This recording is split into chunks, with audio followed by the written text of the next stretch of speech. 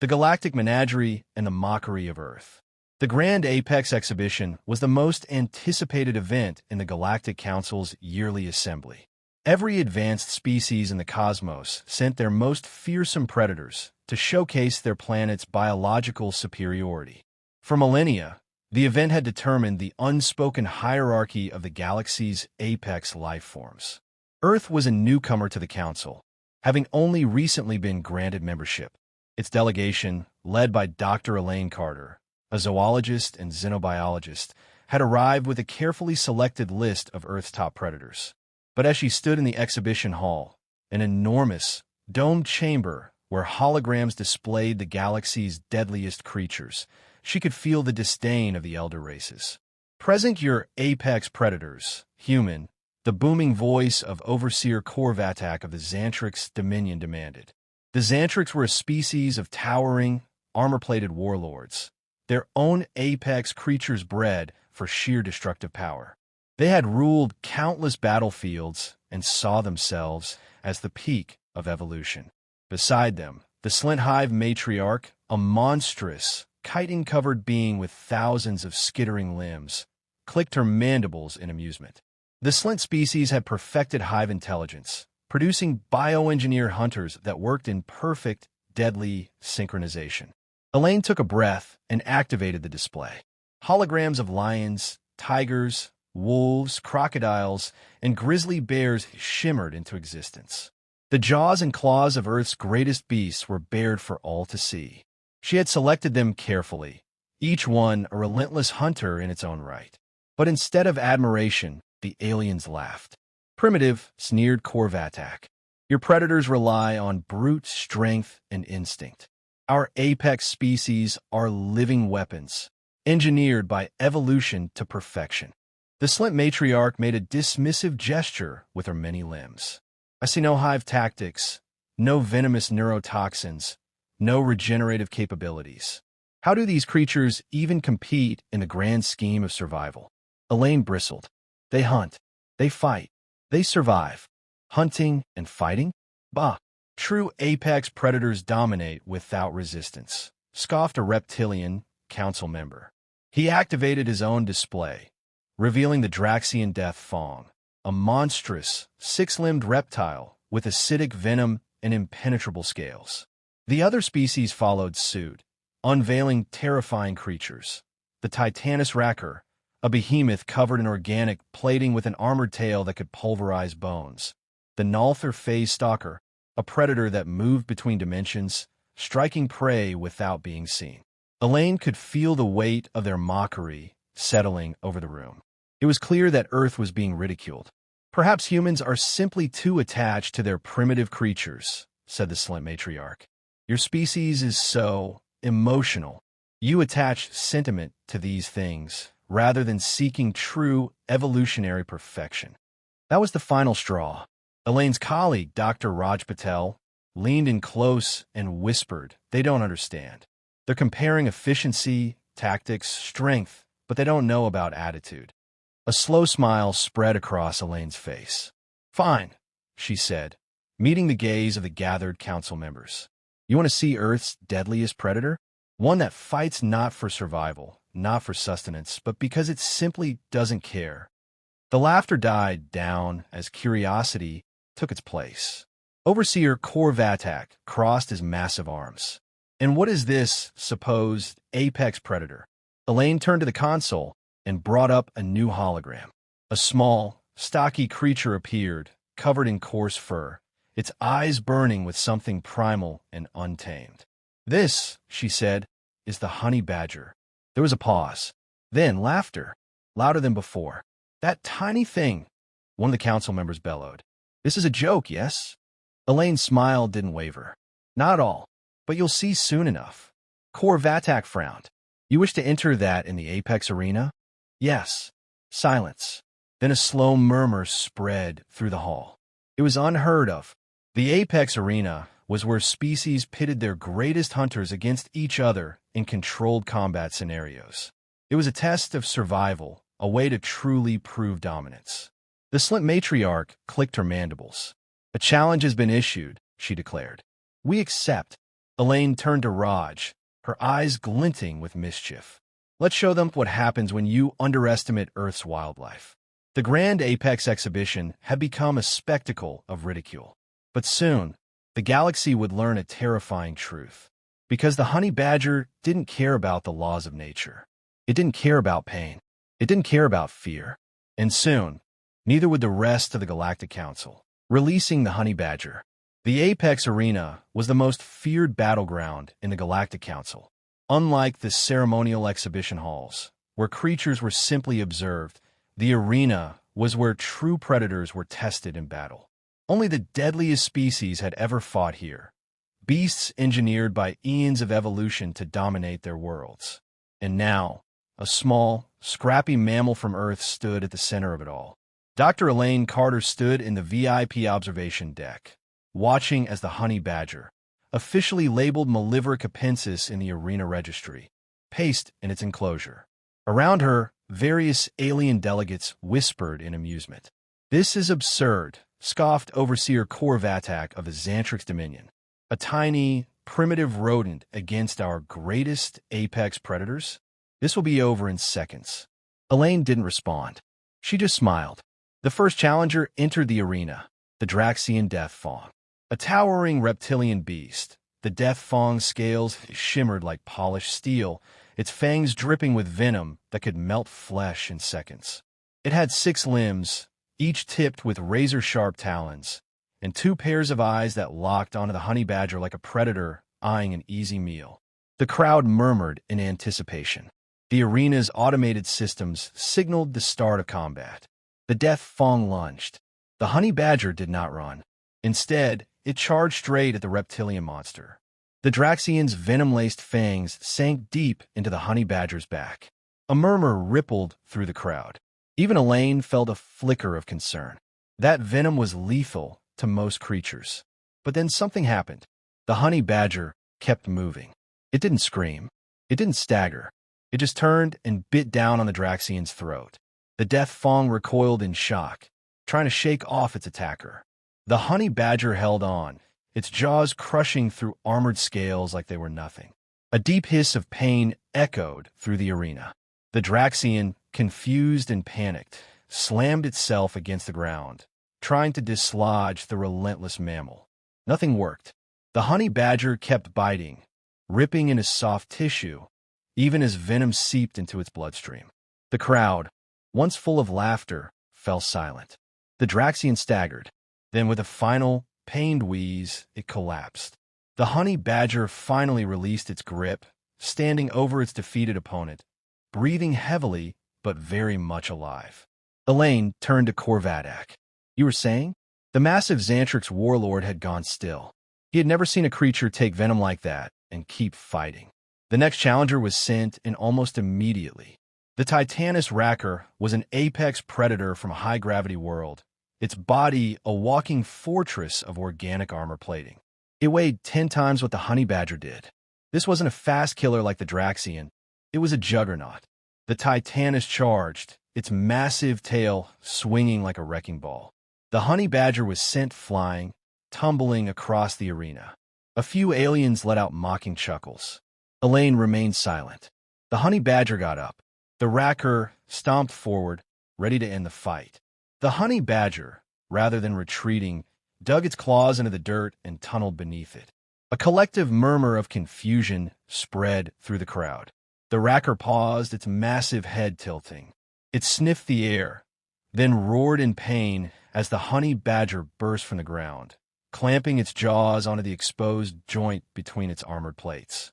The crowd gasped. The Racker thrashed, slamming itself against the arena walls. But the honey badger didn't let go. It dug deeper, gnawing relentlessly. The Titanus Racker collapsed, twitching in agony, its nerves severed. The arena was dead silent. Elaine leaned forward, watching as the honey badger shook itself off and casually wandered away from its second-downed opponent. The Galactic Council was no longer laughing. Overseer Korvatak's claws tightened around the railing. The Slint matriarch's many eyes blinked rapidly, her mandibles twitching in what could only be fear. "What is that thing?" Corvatak finally growled. Elaine folded her arms, a smirk playing at her lips. I told you, the honey badger doesn't care. It just fights, and it keeps fighting until the other guy stops moving. The whispers among the council members turned into anxious discussion. They had seen strength. They had seen intelligence. But they had never seen pure, unrelenting stubbornness like this. And for the first time, a new kind of fear crept into the Galactic Council. If one Earth creature was like this, what else were the humans hiding? Fear spreads across the council. The honey badger's victories spread like wildfire across the galactic network. What had begun as a joke, an exhibition meant to humiliate Earth, had transformed into something else entirely. The Galactic Council chamber, a vast hall where representatives of countless species convened, was no longer filled with laughter. Instead, there was unease. Overseer Corvatak of the Xantrix Dominion sat rigid, his massive claws tapping against the stone table. The Xantrix were a warrior race, their empire forged through brutal conquest, yet they had never encountered a creature like this. The Slint Hive matriarch twitched her antennae anxiously. Her species had developed thousands of specialized predators over generations. But specialization was a weakness. They relied on biological perfection, strategy, and efficiency. But the honey badger was chaos. It didn't follow any predictable patterns.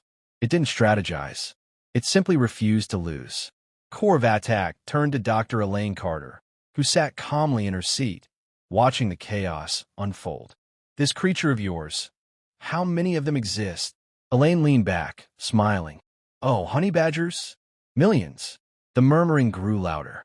Millions, the Slint matriarch hissed, of these pain-resistant, suicidal berserkers. Elaine shrugged. They're just one species from Earth.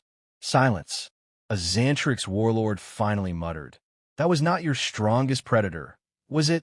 Elaine's smile widened. Oh no, she said casually. Not even close. A growing nightmare. In the following days, footage of the Apex arena fights flooded every galactic information network. The honey badger's fights were replayed, analyzed, and dissected.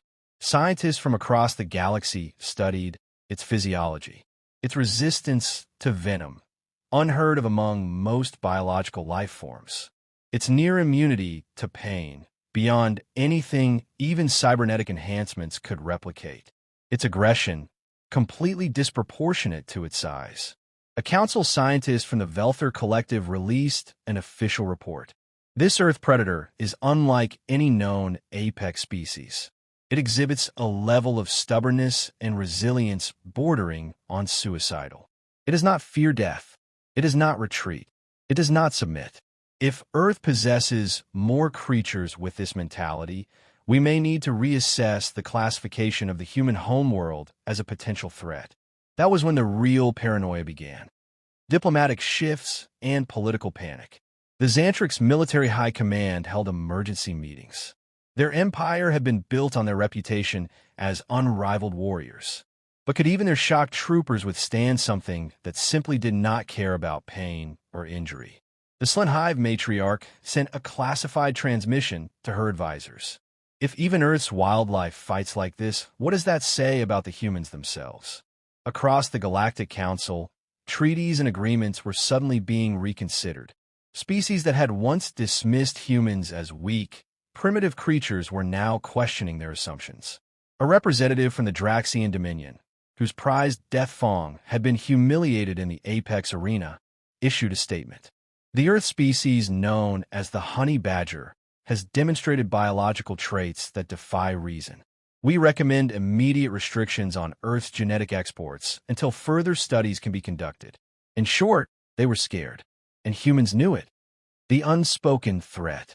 In the Earth Embassy, Elaine Carter sat across from General Adrian Holt, the highest-ranking military representative in the Galactic Council. Holt, a broad-shouldered man with graying hair, watched the Council's reactions with a smirk. You realize what's happening, don't you? Elaine nodded. They're terrified.